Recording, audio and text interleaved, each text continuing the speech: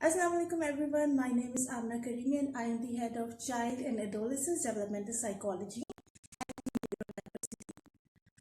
मैं जो series start करने वाली हूँ इस सीरीज के अंदर I will be discussing about how to create a better bond between you and your child with special needs or with limited needs and उस बच्चे की क्या क्या माइलस्टोन्स किस किस वक्त तक अचीव होनी है और क्या क्या उसकी साइकोलॉजिकल नीड्स उस वक्त हैं जो कि आप फुलफिल कर सकते हैं। तो in this series I will be telling you कि किस तरह से आप बॉन्ड अपना मजीद स्ट्रॉन्ग कर सकते हैं अपने बच्चे के साथ। Starting of with bonding with any other person, सबसे ज़्यादा इम्पॉर्टेंट चीज़ होती है कि आपका बॉन्ड, आपका रिलेशनशिप पहले आपके अपने साथ कैसे है। So being a care giver, being a care provider, I can understand कि sometimes this journey can be a bit more challenging, a bit more difficult. Sometimes you might feel stressed out due to certain factors, psychological, physical, whatever it is. तो अपने साथ bond strong करने के लिए सबसे ज़्यादा ज़रूरी है कि अपने आप को डी स्ट्रेस करना। सो आज की वीडियो में मैं कुछ ऐसे पॉइंट्स बताऊंगी जो कि यूजुअली केयर गिवर्स एक्सपीरियंस करते हैं, जो कि स्ट्रेस में कन्वर्ट हो जाते हैं, और किस तरह से आप खुद स्ट्रेस से बच सकते हैं as a care giver, as a care provider. इस फिनोमिना को कहते हैं care giver stress. It is quite real phenomena और काफ़ी सारी रिसर्च में भी प्रूव हुआ है कि जो लोग किसी ऐसे इंसान को केयर प्रोवाइड कर रहे होते हैं जो डिपेंडेंट होता है काफ़ी सारे कामों में, तो उनको being a parent, being a care giver काफ़ी ज़्यादा स्ट्रेस का सामना करना पड़ता है। So in this video how to avoid care giver stress will be discussed. Point number 1, practice acceptance. जितनी जल्दी हम एक्सेप्ट कर लेंगे चीज़ों को, सिचुएशंस को, उतनी ही जल्दी हम आगे बढ़ सकेंगे और हम कोई प्रोग्रेसिव काम कर सकेंगे।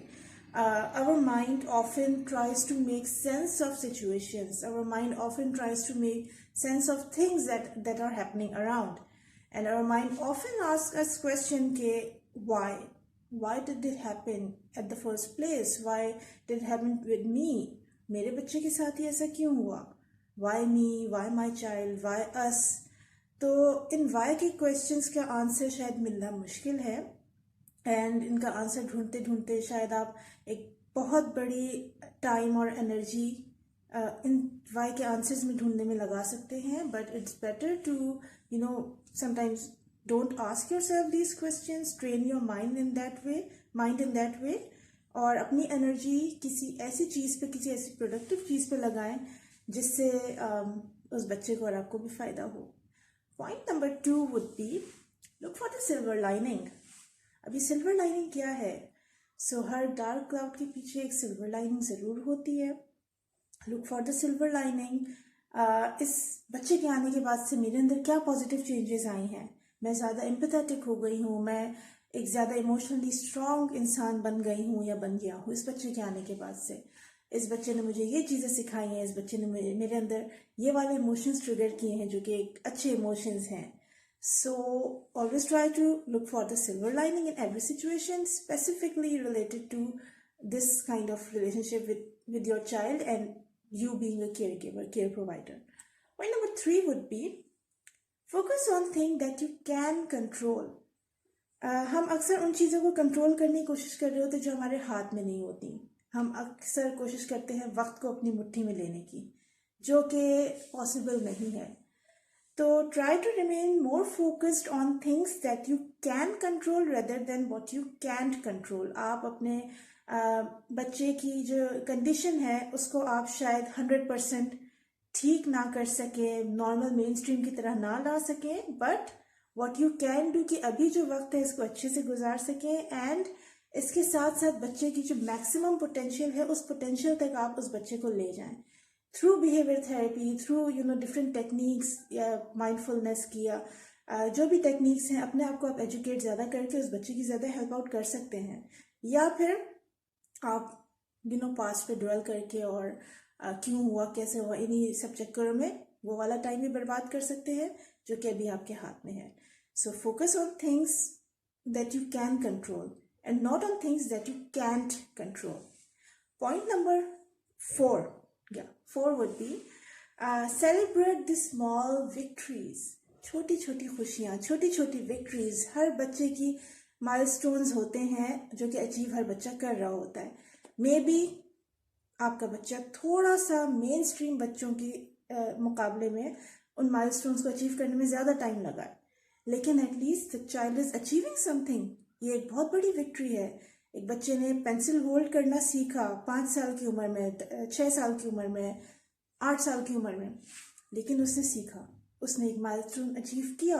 That is an achievement. So celebrate with the child, खुशियाँ मनाए उसको।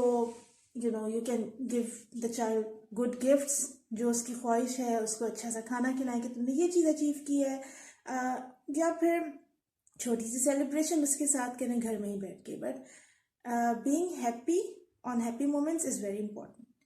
Point number 5 would be applaud on your own efforts. I understand often we need external validations. हम चाहते हैं कि हमारी जो मेहनत हो रही है, हम जो इतना अपनी एनर्जी और टाइम लगा रहे हैं, कोई हमें एक्सटर्नल वैलिडेशन दे, कोई हमें पीठ थपथपाए थोड़ी सी कि wow you are doing a great job. And अक्सर ये चीज़ होती नहीं है। अक्सर हमें शायद हमारी मेहनत को इतना ज़्यादा अप्रिशिएट नहीं किया जा रहा होता, या फिर देखा ही नहीं जा रहा होता। तो अपने आप को खुद आप अपलॉड कर सकते हैं, अपने ऊपर ताली बजा सकते हैं कि वाओ आई डिड दिस। इसके लिए एक छोटी सी एक्सरसाइज आप लोगों को मैं सजेस्ट करूँगी। Make a list of things जो कि उस बच्चे ने आपकी मौजूदगी में होते हुए अचीव की हैं। Make a list of things जो कि शायद आप अगर ना होते तो वो बच्चा अचीव ना कर पाता। उसकी ज़िंदगी में आपकी एग्जिस्टेंस से क्या क्या फ़ायदे हुए हैं, क्या क्या उसके लिए कंफर्ट पैदा हुई है, उसके लिए क्या क्या आसानियाँ हुई हैं just because you exist. Make a list of those things. और जब भी आप लो फील करें, open the diary and read that list. It will help you a lot and it will help you. External validation ना भी मिले तो एक इंटरनल वैलिडेशन ज़रूर मिल जाएगी। Point number 6 would be look into respite care. अब respite care क्या है? Just since we are living in an environment जहाँ पे पाकिस्तान की बात कर रही हूँ, यहाँ पे मोस्टली लोगों के साथ फैमिलीज, एक्सटेंडेड फैमिलीज भी मौजूद होती हैं। घर के अंदर फैमिली, एक जॉइंट फैमिली सिस्टम भी मौजूद होता है। करीब करीब डिफरेंट हमारे रिश्तेदार भी मौजूद होते हैं, हमारी बहनें, हमारे भाई, हमारे कोई भी रिलेटिव्स जो कि एक मुश्किल सिचुएशन में हमारी हेल्प कर सकते हैं। गॉड फॉरबिड अगर कोई ऐसा इमरजेंसी हो गई तो आप उस बच्चे को या उस इंसान को जिसके आप केयर गिवर हैं, थोड़ी देर के लिए आप वहाँ पे ड्रॉप कर सकते हैं, या उन लोगों को बुला सकते हैं, उन रिलेटिव्स को बुला सकते हैं जो कि आपकी हेल्प आउट कर सकते हैं केयर गिविंग का थोड़ा सा टाइम देके। So look into respite care. आपके पास क्या क्या रिस्पाइट केयर में मौजूद है, कौन कौन लोग आपके पास मौजूद हैं। Look into that, appreciate that, embrace that कि एटलीस्ट मेरे पास ये तो है, मैं तनहा तो नहीं हूँ इस सफ़र में। Okay, now point number 7 would be speak up. बोलें। If you feel low, just tell it to people who genuinely care about you. If you have any kinds of concern regarding your child, regarding the home environment you are living in, कोई भी concern जो कि आपको है, आप ज़रूर convey करें अपने फैमिली से, अपने रिश्तेदारों से, अपने फ्रेंड्स से, अपने क्लोज सर्कल से, और सिर्फ उन लोगों से जो कि कुछ ना दे सकें लेकिन आपको एक मीठे बोल ही दे दें, एक पॉजिटिव जुमला ही बोल दें, उन लोगों से ज़रूर शेयर करें। Speak up. Point number 8 would be spread responsibilities. See, when you are a care provider, a caregiver, काफ़ी सारी जिम्मेदारियां होती हैं आपकी। थेरेप्यूटिक सेशन से लेके, आपके फाइनेंसेस से लेके, आपके किस तरह से थेरेप्यूटिक सेंटर में जाना है, कैसे वापस आना है, ट्रांसपोर्टेशन हो गई, बच्चे की स्कूलिंग किस तरह से होनी है, बच्चे के night routines, day routines, everything, there are a lot of things. तो अपनी जो भी रिस्पॉन्सिबिलिटीज़ है, कोशिश करें कि अपने घर में अपने स्पाउस के साथ या जो भी आपके घर में मौजूद हैं उनके साथ शेयर ज़रूर करें। रिस्पॉन्सिबिलिटीज़ को स्प्रेड करें। ये नहीं कि सारे काम मैंने ही करने हैं। Maybe your spouse can take over the finances. जो भी बिल्स हैं, पेमेंट्स हैं, उनका ख्याल आपने नहीं रखना, आपके स्पाउस ने रखना है। maybe your spouse can help you out with night routines. बच्चे का नाइट रूटीन एक फॉलो करना है तो उसके लिए आपके स्पाउस हेल्प करे. मॉर्निंग रूटीन में आप खुद करें. आफ्टरनून में मे बी अगर ग्रैंड पेरेंट्स घर पे हैं वो बच्चे को केयर प्रोवाइड कर सकते हैं, खाना वगैरह खिला सकते हैं एक टाइम का. तो जस्ट गो फॉर इट. हर एक के ऊपर कोई ना कोई छोटी छोटी जिम्मेदारी ज़रूर डालें, बिकॉज एक बच्चा एक अकेले इंसान का काम नहीं है पालना. It is a whole families work. Point number 9 which is a very important point, और शर्मा हुजूरी में काफ़ी लोग इस पॉइंट को स्किप कर जाते हैं, but I would suggest you कि आप ज़रूर इसको फॉलो करें. सो पॉइंट नंबर 9 इज से यस. से yes when others offer help. जब कोई आपको हेल्प ऑफर करता है उसको आप मना नहीं करें. इफ़ एनी फैमिली मेम्बर और एनी फ्रेंड प्रोवाइड्स यू कि चलो मैं 2 घंटे के लिए तुम्हारे बच्चे को संभाल लूंगी, मैं केयर गिवर बन जाती हूँ 2 घंटे के लिए, you go for a spa day. Say yes and go. If you are let's say in a busy parking lot with your child, और आपको मुश्किल हो रही है अपने बच्चे को गाड़ी से उतारना या गाड़ी में बिठाने के लिए because your child is wheel chair bound या जो भी इश्यूज़ हैं. If any stranger comes in and offers helping hand कि चले मैं आपकी हेल्प कर देता हूँ, ट्रस्ट के सर्कल को ब्रीच ना करते हुए और स्ट्रेंजर एंजाइटी को ब्रीच ना करते हुए, if someone offers you help, go for it. आप मना क्यों कर रहे हैं? If you think the person is genuine और कोई नुकसान नहीं पहुंचाएगा. But if you can trust someone with such small task, गाड़ी से उठाना बिठाना, व्हील चेयर को डिग्गी में रखना, इन चीज़ों के लिए अगर कोई हेल्प आपको प्रोवाइड कर रहा है, just go for it and say yes on small things. Make your life easier. Okay, point number 10 would be make yourself laugh. Laughter. It is said that laughter is the best medicine. It is also said that laughter is an antidote for stress. So a little laughter goes a very long way. And try to read a funny book, try to watch a funny sitcom, any senseless comedy movie, Kapil Sharma show, Rahim Pardesi ki videos, anything that makes you laugh. Laughter is the best medicine. Try to laugh, incorporate laughter more in your life. Point number 11 would be practice relaxation techniques.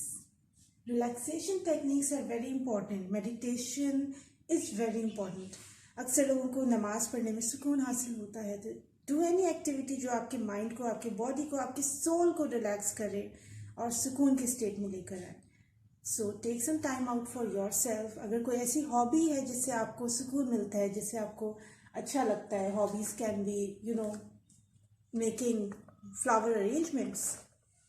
So find a hobby that gives you peace, inner peace. Practice relaxation.